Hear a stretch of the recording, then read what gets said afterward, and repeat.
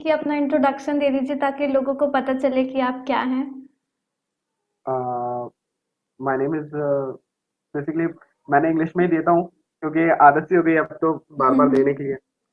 इतनी कंपनी में इंटरव्यू दे चुका हूँ। हुँ। तो my name is Rajul Vishwakarma and I am in final year. Hello everybody, this is Shyangi Tiwari and welcome to my channel. Today I came with a new interesting talk. बहुत सारे बच्चे होते हैं फर्स्ट ईयर में, second year में, उनके ये problem होती है कि यार हम कैसे स्टार्ट करें, इतना सारा कंटेंट है, गूगल में जाएं, इतनी सारी वेबसाइट्स हैं, तो वेयर शुड वी गो। इतने सारा मटेरियल है कि पढ़ने बैठते हैं तो इतना सारा होता है कि कभी फिनिश ही नहीं होता। तो कौन सी ऐसी चीजें हैं जिन पे हमें फोकस्ड रहना चाहिए, कौन सा ऐसा मटेरियल पढ़े जो हमारे लिए सफिशिएंट हो हमें एक अच्छी कंपनी में प्लेसमेंट के लिए, हम कैसे इजीली एक प्रोडक्ट बेस्ड कंपनी में प्लेस्ड हो सकते हैं, हम कैसे एक कॉम्पिटिटिव कोडिंग की जो अप्रोच होती है, वो जो स्किल होती है वो अपने अंदर डेवलप कर सकते हैं, how we can work on projects. तो इसी पे एक टॉक लेकर आई हूँ। आज मैं इस वीडियो के थ्रू आपसे ऐसी बातें करूंगी कि आप अपने कैंपस में कैसे इजीली प्लेस हो सकते हैं और कैसे अच्छा प्लेसमेंट आप इजीली ग्रैब कर सकते हैं, कैसे आप अच्छे इंटर्नशिप्स में जा सकते हैं। तो आज कैंपस प्लेसमेंट में बात करने के लिए हमारे साथ एक गेस्ट हैं, the person who will talk about campus placement, his name is Rajul Vishwakarma. मैं इनके बारे में ज़्यादा नहीं कहना चाहूँगी, बस इतना ही कहना चाहूँगी कि इनको 4 एमएनसी कंपनी से ऑफर आ चुका है, जिसमें से एक कंपनी इंफोसिस भी है। इन्होंने कोडिंग और प्रोग्रामिंग में काफ़ी स्किल डेवलप करके रखी है। इनके पास फ्रंट एंड बैक एंड दोनों का नॉलेज है। हेकफेस्ट हैकाथॉन में काफ़ी पार्टिसिपेट किया है। इंडस्ट्री का नॉलेज है। साथ ही साथ इनको पता है कि एक प्रोजेक्ट में कैसे काम करते हैं। अब मैं ज़्यादा टाइम नहीं लेना चाहूँगी आपका और आपको बोर भी नहीं करूँगी, तो चलिए जल्दी से स्टार्ट करते हैं। हेलो भैया। मेरा पहला क्वेश्चन आपसे ये है कि बच्चे जब फर्स्ट ईयर में आते हैं और उनकी ब्रांच सीएस या आईटी होती है, तो उनका ये डाउट होता है कि हम स्टार्ट कैसे करें, क्योंकि सोर्सेज बहुत सारे हैं पर उनको बहुत स्पेसिफिक रहना है, हर चीज़ को नहीं सीखना है। तो हाउ दे शुड स्टार्ट। देखो, फ्रेशर में मतलब फ्रेशर के हिसाब से तो पहले तो आपको बेसिक्स आना चाहिए, है ना। स्टार्ट कहाँ से कर रहे हैं, देखिए सबको मतलब बहुत से बच्चे जिनको ये दिक्कत होती है और शुरुआत में किसी को नहीं पता था क्या करना पड़ता है। तो मेरे हिसाब से ना पहले तो आपको एक लैंग्वेज में कमांड होनी चाहिए। ठीक है। तो आपको ट्राई करना चाहिए कि मैं किसी एक लैंग्वेज को सीखूं। जैसे सी हो गया, तो सी प्लस प्लस हो गया। अभी तो देखिए बहुत सारी लैंग्वेजेस हैं हम्म। और जैसे जैसे आई टी इंडस्ट्री में लैंग्वेज बढ़ती जाएंगी। तो हम्म। पहला तो ये है कि आपको एक लैंग्वेज आनी चाहिए, है ना, और उसमें अच्छी खासी कमांड ले लो आप, है ना।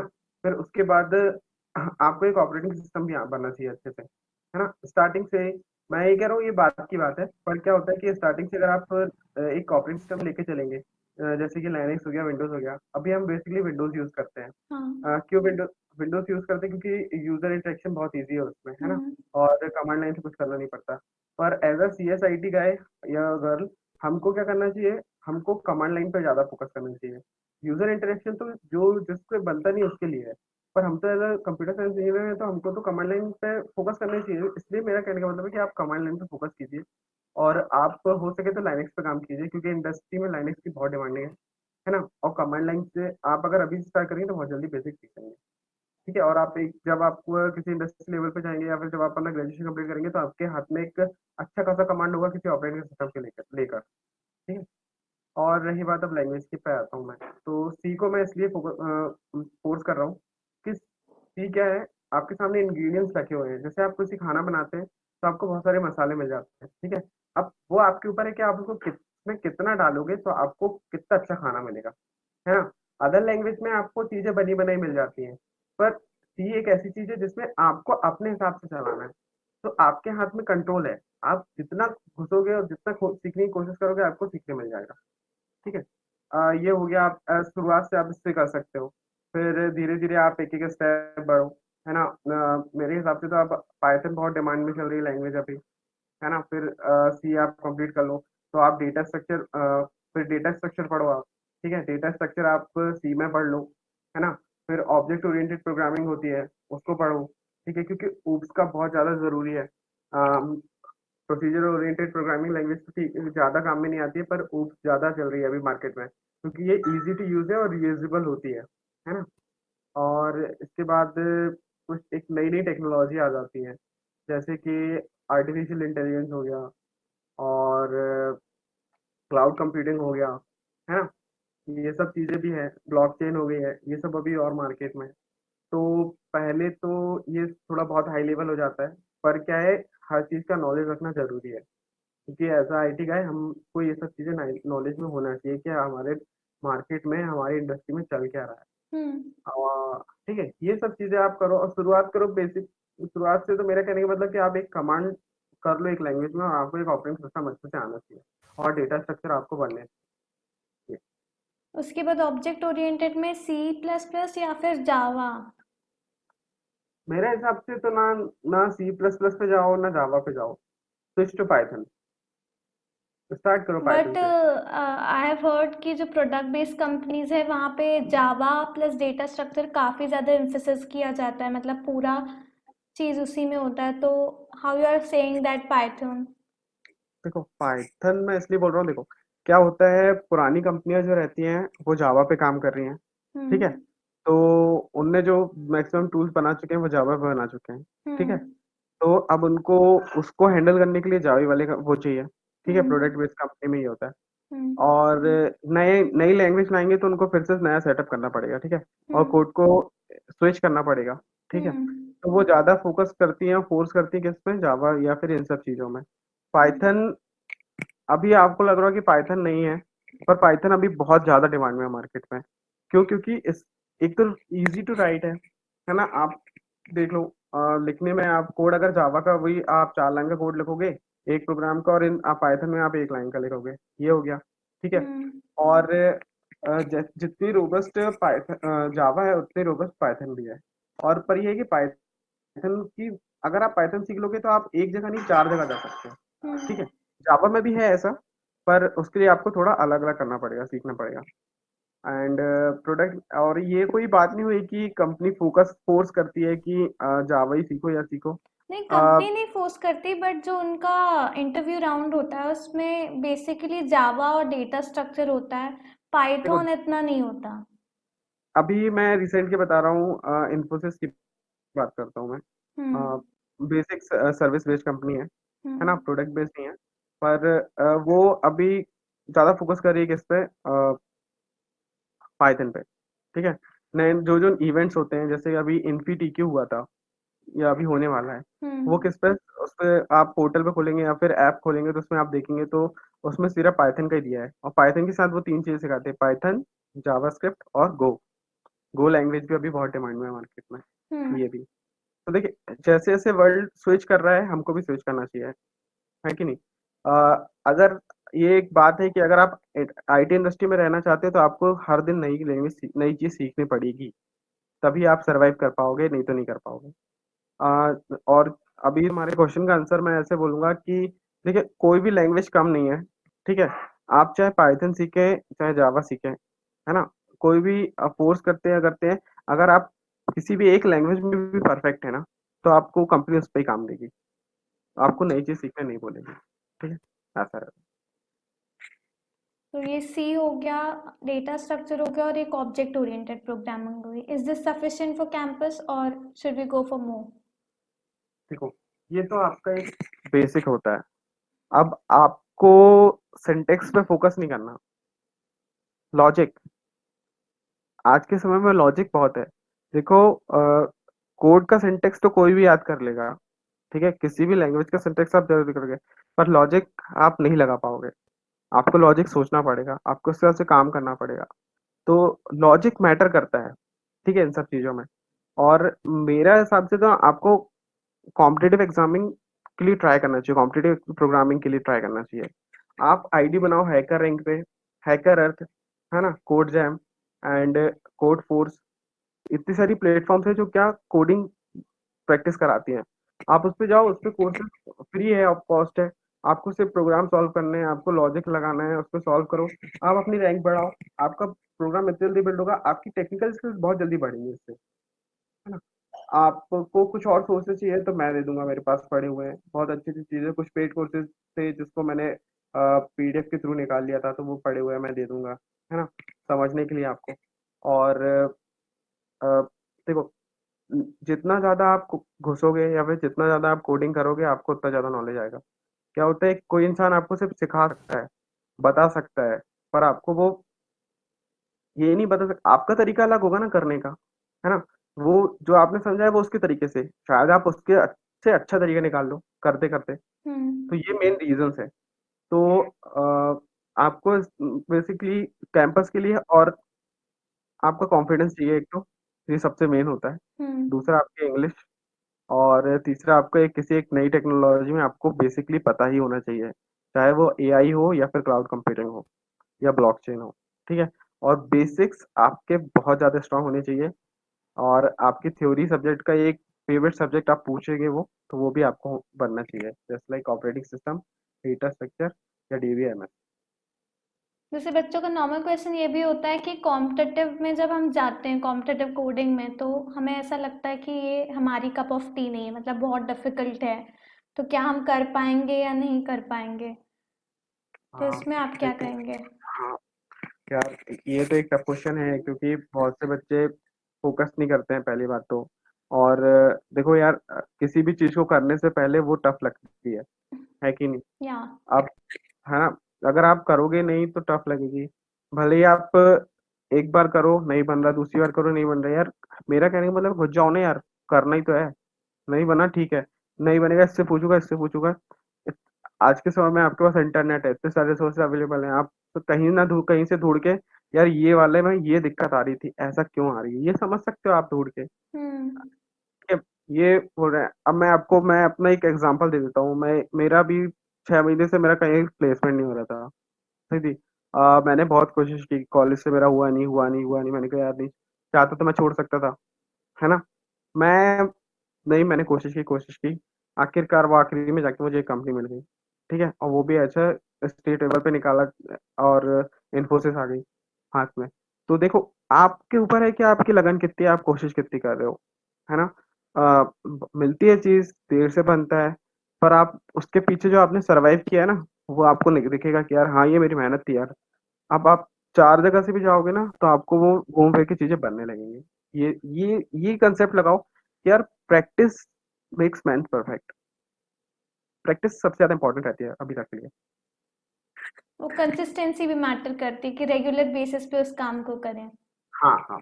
अब यही है ना, अब वही है ना, आपने वही है कि कल मैंने इतना सारा किया था, आज मैं नहीं करूंगा।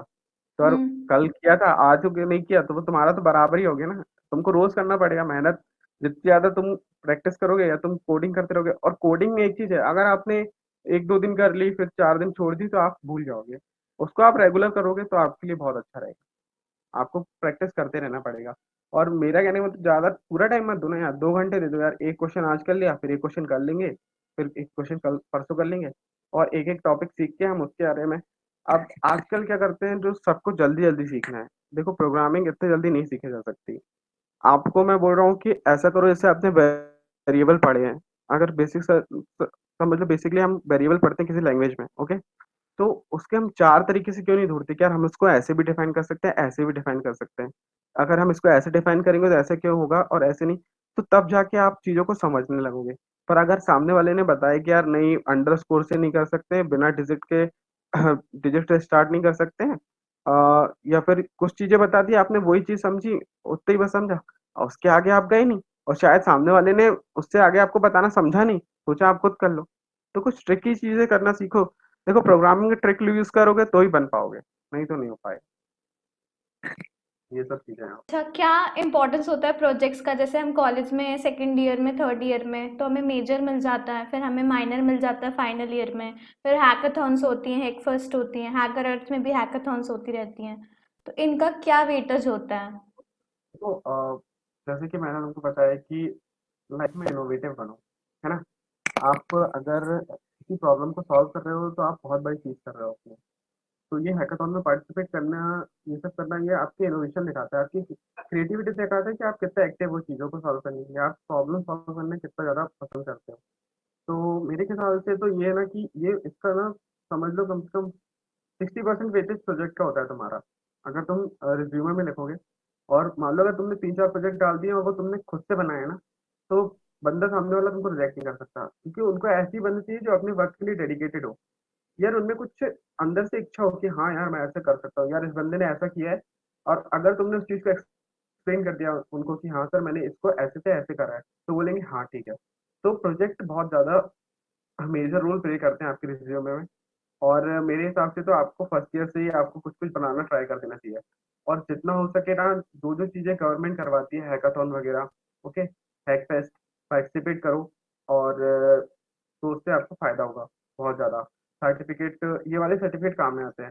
पर आप ये सब चीज़ें सर्टिफ़िकेट अर्न करने के लिए नहीं करो, आप खुद कुछ सीखने के लिए करो, समझ रहे हो? तो ये सब चीज़ें आपको बहुत काम में आएँगे आगे। अ, जैसे कि स्मार्ट इंडिया हैकाथॉन जो अभी तक टॉप पे चल रहा है अभी नया, है ना? इसमें पार्टिसिपेट करो। बड़ी-बड़ी कंपनियाँ हैकाथॉन कराती हैं। और हैकर एप पे आप जाओगे तो कितने सारे हैकाथॉन्स की रैंक मिल जाएगी। और टीसीएस के भी कुछ-कुछ हैकाथॉन होते हैं, उसमें भी पार्टिसिपेट करो। तो इनसे पार्टिसिपेट करोगे तो आपको नॉलेज गेन होगा एक तो। और और आपके पास सर्टिफ़िकेट होगा, आप बता सकते हो कि हाँ, मैंने इसमें पार्टिसिपेट किया था। मतलब एक प्रूफ ऑफ कांसेप्ट हो जाता है कि हाँ, आपने कुछ किया है। और आज आपके अगर टीम इनोवेशन अच्छा है तो आप एक स्टार्टअप या एंटरप्रेन्योरशिप भी अर्न कर सकते हो। आपका प्रोडक्ट अगर किसी को पसंद आ गया तो वो आगे जाके कुछ कर सकता है, या फिर कोई उसमें इन्वेस्ट भी कर सकता है। तो आपके लिए बहुत सारी अपॉर्च्युनिटी खुल जाती है। तो आप बेसिकली सोचो कि हाँ यार, हम पार्टिसिपेट करना चाहिए हमको। और मेजर माइनर प्रोजेक्ट जो है ना, बहुत रोल होता है हमारे रिज्यूमे में, सीवीज वगैरह में जो हम डालते हैं। और हमारी यूनिवर्सिटी में भी हमारे लिए अच्छा होता है, तो ये सब चीज़ें आपको करना चाहिए। ये एक्स्ट्रा करिकुलर एक्टिविटीज कहलाती है, जो आपको करना चाहिए आपको अपनी लाइफ प्रोजेक्ट एकेडमिक लाइफ में। ओके। अब मेरा क्वेश्चन है इंटर्नशिप्स। जैसे बच्चे का होता है कि हाँ अब हम थर्ड ईयर में आकर अब इंटर्नशिप के लिए कैसे अप्लाई करें। और बेसिकली आईआईटीज़ में होता है कि थर्ड ईयर में कंपनीज विजिट करती है इंटर्नशिप के लिए। उनका एक इंटरव्यू होता है और वो कैंपस से ही उनको लेकर जाती हैं। तो जो मतलब नॉर्मल कॉलेजेस होते हैं एनआईटीज़, या मैं किसी भी नॉर्मल प्राइवेट कॉलेज की बात करूँ, तो वहाँ पे ऐसा थर्ड ईयर में कंपनीज विजिट नहीं करते हैं, हमें खुद से एफर्ट्स दिखाने पड़ते हैं इंटर्नशिप के लिए। तो how should we go for it? देखो, अगर आप कोई इंटर्नशिप सर्च कर रहे हो आप, तो पहले तो आपको उस चीज़ के बारे में नॉलेज होना चाहिए जिस चीज़ के आपने अप्लाई किया इंटर्नशिप के लिए। पहले तो आप सर्च कर लीजिए इंटर्नशिप। सबसे अच्छा पोर्टल है इंटर्नशाला। उसमें बहुत सारी इंटर्नशिप निकलती हैं। आप उसमें अप्लाई कीजिए। आपको कहीं बाहर जाके नहीं करना है, वर्क फ्रॉम होम करिए, है ना? वो सबसे अच्छा ऑप्शन है। आप घर बैठ के इंटर्नशिप कर सकते हो। आपको नॉलेज भी मिल जाएगा, इंडस्ट्रियल एक्सपीरियंस भी हो जाएगा कि हम कैसे काम करते हैं, और उससे आपको गाइडेंस भी मिलेगा कि कैसे-कैसे वर्क करना है आपको आगे फ्यूचर में। अब इंटर्नशिप में क्या चाहिए? तो देखो, इंटर्नशिप में पहले तो आपको बेसिक नॉलेज चाहिए।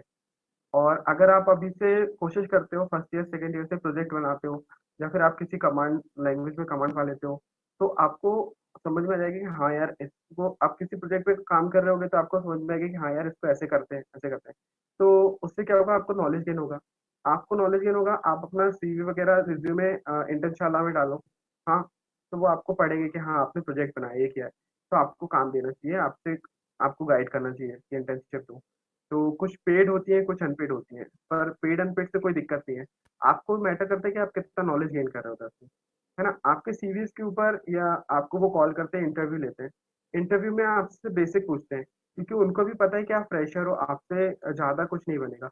हाँ, बेसिक पूछेंगे जैसे कि डेटाबेस कनेक्टिविटी वगैरह, आपको कोडिंग राइटिंग आती है कितना है, और आप किस लैंग्वेज में एक्सपर्ट हो, जैसे कि एचटीएमएल, सीएसएस, है ना? ये सब चीज़ें जो न्यू टेक्नोलॉजीज़ हैं, ये इन सब में आप काम कर सकते हो या नहीं? तो इनका बेसिक नॉलेज आपको आना चाहिए, ठीक है?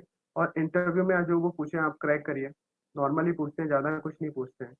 तो इन सब चीज़ों से आप करिए, आपको तुरंत इंटर्नशिप मिल जाएगी। अब जैसे छोटे कॉलेज में हमारे लिए तो, जैसे छोटे कॉलेजेस रहते हैं, वहाँ पे आना मुश्किल रहता है। आपको इंटर्नशिप मिलना मुश्किल रहती है। पर कभी-कभी होता है कि अच्छी-अच्छी कंपनियाँ आ जाती हैं इंटर्नशिप के लिए, लाइक पर्सी और ये।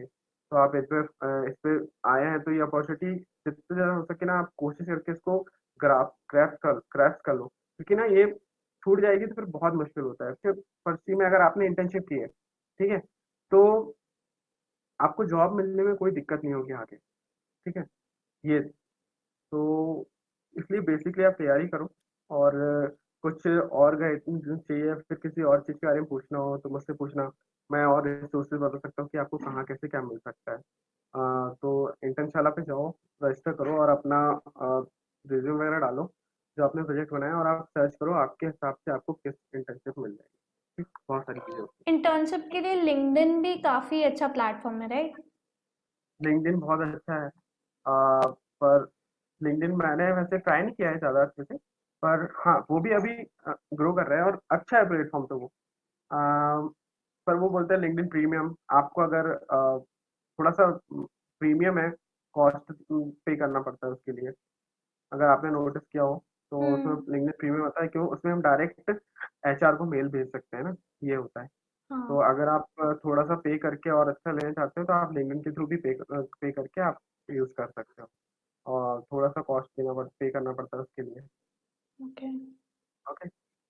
अ, अच्छा, ये कम्युनिकेशन स्किल्स का क्या वेटेज होता है हमारे कैंपस के राउंड में?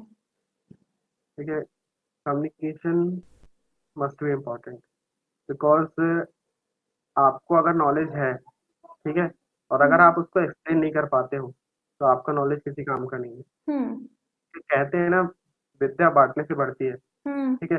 और अगर आप उसी चीज़ को बता ही नहीं पा रहे हो, आपको बनता है पर आप उसको बता नहीं पा रहे हो तो क्या मतलब? जस्ट लाइक दैट आपको एग्ज़ाम में आता है, पर आपने लिखा ही नहीं, तो आप पास थोड़ी ना होगे, हुँ, ठीक है? तो कम्युनिकेशन स्किल्स बहुत मैटर करती है। क्या होता है कि मोस्ट ऑफ पीपल इंग्लिश में बात करते हैं, ठीक है? और क्लाइंट जो है वो आपसे इंग्लिश में ही बात करेगा। तो उनको ऐसा बंदा चाहिए ना जो हमारे क्लाइंट को भी हैंडल कर ले, ठीक है? तो इंग्लिश देखी जाती है और इंग्लिश ज़रूरी भी है। लेकिन देखिए आपको बोलना एक कन्वीनिएंट वे में बोलना आना चाहिए। आपको मेहनत करो आप अपनी में, ठीक है? और ये बहुत एक मेजर रोल प्ले करती है आपके इंटरव्यू में। आप आपका एक कॉन्फिडेंस हो गया और आपके बोलने का तरीका और ये बहुत इम्पोर्टेंट है कैंपस वगैरह में। तो अब वाइंड अप करते हैं। अगर कैंपस के लिए हमारे लिए सी, डेटा स्ट्रक्चर, एक ऑब्जेक्ट ओरिएंटेड लैंग्वेज और एक ओएस सफिशिएंट है। ओएस ओएस इंटर्नशिप के सफिशिएंट लिए ये इंटर्नशाला लिंक्डइन। लेंगे और आपको कुछ 1-2 बेसिक प्रोजेक्ट अगर आप छोटे-छोटे खुद बनाते हैं हम्म। और आप ये हैकाथॉन वगैरह में पार्टिसिपेट ज़रूर कीजिए, क्योंकि इससे आपको बहुत बेनिफिट मिलेगा, आगे जाके आपके सर्टिफिकेट कलेक्ट होंगे। और कॉम्पिटिटिव प्रोग्राम की तरफ फोकस कीजिए क्योंकि बड़ी-बड़ी कंपनियाँ जो रहती हैं, वो कॉम्पिटिटिव प्रोग्राम पे ही फोकस करती हैं। वो क्वेश्चंस बेस पे ही आपको टेस्ट निकालना पड़ता है, कोडिंग स्किल्स आपकी बहुत ज़्यादा अच्छी होनी चाहिए, तो आप एक बड़ी-बड़ी कंपनियों में काम कर सकते हो। और लड़कियों के लिए तो बहुत अच्छी बात है कि क्या होता है लड़कियों के लिए अलग से टेस्ट होते हैं कोडिंग वगैरह के, उसमें ज़्यादा टफ नहीं पूछा जाता है, पर अगर आप एक अच्छा लेवल पे कर लो, तो आपको बहुत जल्दी वो मिल जाते हैं। तो हमको इवेंट्स में पार्टिसिपेट करना है और हमें सर्टिफिकेट्स गैदर करने हैं क्योंकि they are the proof so that we can हाँ, शो ये अदर्स बात कि एकदम या we know about that skill. हाँ, हाँ। ये बिल्कुल सही चीज़ है अच्छा, ये चीज़ भी और बहुत मैंडेटरी है कि हम किसी भी प्रोग्रामिंग लैंग्वेज को जब सीखते हैं तो उसमें हमें एक प्रोजेक्ट करना चाहिए। जैसे मैंने सुना है लोगों से कि अगर आप सी भी सीख रहे हो तो उसमें भी एक प्रोजेक्ट बनाइए। अगर आप सी ठीक है प्लस प्लस सीख रहे हैं तो उसमें भी एक प्रोजेक्ट हाँ, बनाइए। तो इससे क्या फ़ायदा होता है ना, ये ज़रूरी नहीं है पर ये है कि अगर प्रोजेक्ट बनाते हैं ना, तो आपको उसका अच्छा नॉलेज हो चुका हम्म, है ना? आप चीज़ों को अपने इंग्रीडिएंट को मिलाना सीख गए हैं और उससे कुछ नई चीज़ तैयार करना चालू कर चुके हैं, ठीक है? तो हम्म। इससे आपको ये आपका नॉलेज चेक हो जाएगा। आप प्रोजेक्ट बनाएँगे और अपने मतलब एक कांसेप्ट क्लियर हो जाएँगे आपके कि हाँ यार, इस प्रोजेक्ट को मतलब इस चीज़ को ऐसे लगाएँगे तो एक इंडस्ट्री में या किसी एक प्रोजेक्ट में हम ये चीज़ सीखी ज़रूर है, पर हम इनको कैसे इम्प्लीमेंट कर सकते हैं एक प्रोजेक्ट में, तो आपको ये नॉलेज हो जाएगा। तो आपको एक प्रोजेक्ट को करना ही चाहिए मिनिमम। अच्छा, एट लास्ट मैं ये बोलूँगी कि अपना इंट्रोडक्शन दे दीजिए ताकि लोगों को पता चले कि आप क्या हैं। अ, माय नेम इज़ बेसिकली मैंने इंग्लिश में ही देता हूँ, क्योंकि आदत सी हो गई अब तो बार-बार देने की है। इतनी कंपनी में इंटरव्यू दे चुका हूँ। हुँ, So, my name is Rajul Vishwakarma and I am in final year and I am pursuing Bachelor of Engineering from Gyananga Institute of Technology and Science. And currently I am placed in four company. These are the MNCs like Cognizant, Infosys, and DXC Technology. And I have participated in Smart City Hackathon two times in 2018 and 2019, and I have also participated in Hackfest Jabalpur, which is conducted by the Smart City Jabalpur Limited, and I have done 3 month internship in SIP Infotech in Delhi, and 2-month internship in Retinode Solutions Software Limited in Jawalpur as a web developer. And that's all about me. तो देखो अब मैंने इतनी सारी चीजें बताई हैं, अब इसको आपको इम्प्लीमेंट करना है अपनी लाइफ में। ओके, आप इसको इम्प्लीमेंट करोगे, आप धीरे धीरे चीजें सीखना चालू कर दोगे, तो आप आगे देखना जरूर सक्सेस करोगे। तो मेरा कहना ये है कि आप पढ़ते रहो, प्रैक्टिस करो, ट्राई करो, और जितना प्रैक्टिस करोगे आप उसको खुद को इम्प्रूवमेंट करोगे। ठीक है, मेरी तरफ से सबको all the best. Okay, keep doing, है ना, and keep practicing. Okay, this is my motto, and thank you guys, bye bye bye. Bye भैया, थैंक यू सो मच।